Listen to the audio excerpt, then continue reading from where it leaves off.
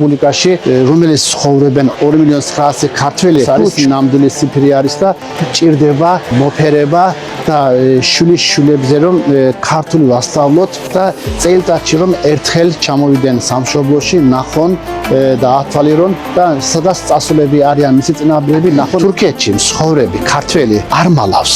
იტყვის რომ მე ქართველი ვარ, ჩვენებური ვარ, მაგრამ თურქეთში მცხოვრები ქართველები არასდროს თურქეთის სახელმწიფოს მის უკან დანა არ დაუდგია. უკვე რომ ჩვენ ასოციაცია გავხსენეთ და თან უნივერსიტეტში ჩვენ უკვე ქართული გვაქვს ფაკულტეტი, ეს ძალიან მნიშვნელოვანი არის.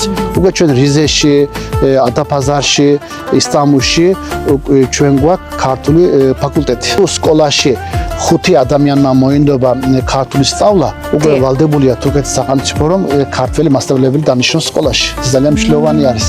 კიდევ შემიძლია თქვა რომ ამ ჩვენი ასოციაციის ცენტრებში არა მარტო ქართველები სწავლობენ დედაენას, თურქეთში მცხოვრები თურქები სწავლობენ დედაენას.